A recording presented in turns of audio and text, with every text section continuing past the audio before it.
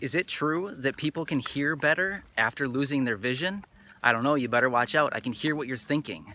The answer's coming up.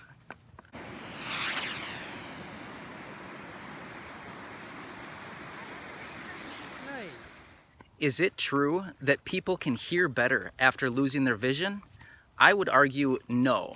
But what I do think is true is that people who lose their vision are actually more in tune with their surroundings, resulting in heightened hearing versus just someone who is perfectly sighted and has hearing as well. They don't need to stay as in tune with their surroundings to tell them what's going on, because they can just simply glance over and look to see what's going on around them, whereas someone with no vision or very low vision doesn't have that ability. They can't just turn their head and look over and take a glance to see what's going on around them, but rather we use our ears to tell us what is going on around us just by what we hear.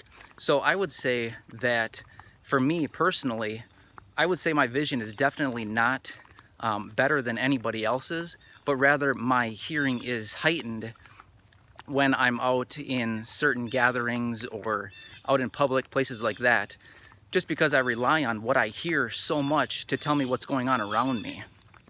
It seems that just about every person that I run into, one of the first things that they say to me when they find out that I'm visually impaired is they say, "Oh, I bet you can hear really well, can't you?" And that's never the case, but it seems that just about everybody says that. So as for heightened hearing, I do notice that when I'm out in public or I'm at a social gathering or I'm somewhere that there's some background noise, like a decent amount of background noise, I find that it's incredibly disorienting for me in those settings, because I can't actually determine what's going on around me because there's so much noise. For example, last weekend I was downtown Minneapolis, and it was pretty chaotic. There were a lot of people around, a lot of traffic, and just a lot of events and music and all kinds of things going on. And it was very disorienting for me because there was just enough noise that I wasn't actually able to determine, what was going on around me. I wasn't able to decipher all the different noises, but rather it was just a cluster of numerous different noises in my ears, and it was just difficult to determine what was going on. So I'm glad that I had other people with me to help me navigate. Obviously I would never do that on my own, but it's just always nice to have people with me and just dictate what's going on around me and just help me navigate through the crowds. I actually made another video on this quite a few months ago, but what I talked about was when I'm at my family gatherings around like Christmas time, typically there's, anywhere between 25 to 40 people roughly, and I would say that I have a hard time determining who people are simply because I can't see their face. So I recognize people by their voice.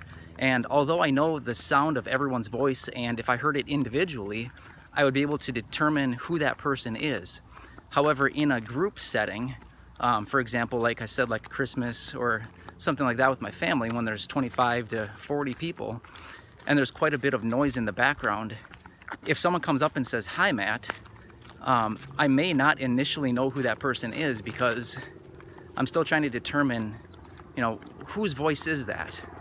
So there's been some times that I've called, my cousins or an aunt and uncle or something like that the wrong name, and it's embarrassing, but it's just a matter of me not being able to identify their voice due to the background noise. I am far more sensitive to noises than most people are. For example, I pick up on different nuances that I hear that most people typically wouldn't hear. For example, like someone when they're eating, if they're chewing loud, or like a clicking jaw, or someone tapping their foot, or the like a water dripping noise or anything like that. I'm very in tune with all of the noises around me. So for example, when I'm at my parents' house or I'm at home or something like that, somewhere that I've been a lot and I've spent a lot of time, if I hear any noise, it doesn't matter what the noise is, it could be a creak in the floor, I know exactly where someone is walking because that specific area has that creak, and none of these creaks in the floor have the same sound. So Like if I'm at my parents' house, there's a creak in the hallway upstairs, and if anybody steps on that, I know exactly where someone is in the house because I can hear it and I think, oh, they're right at that corner.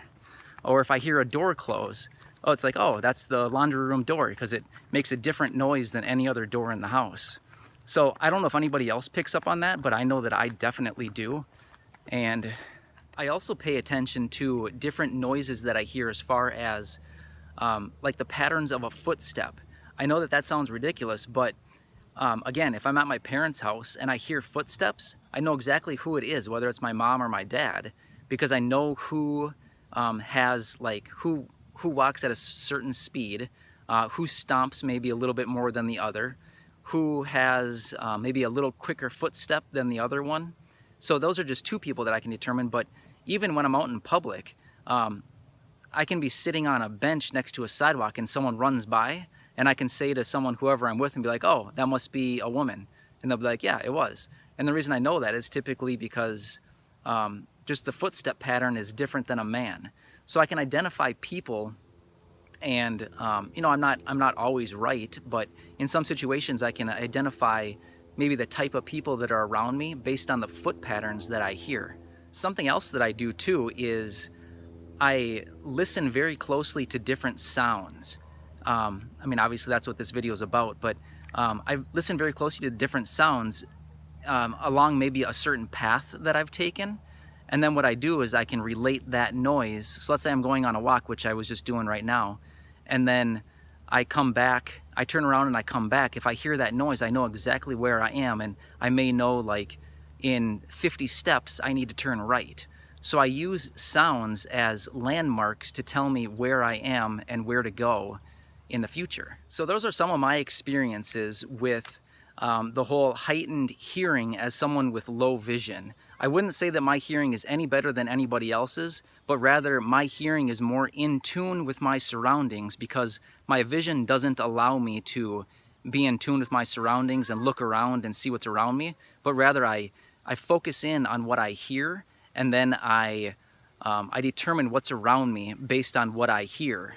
So those are some of my experiences and how I use my hearing to help me with vision loss, as far as telling me my surroundings and just helping me be more present in the moment with whatever it is that I'm doing.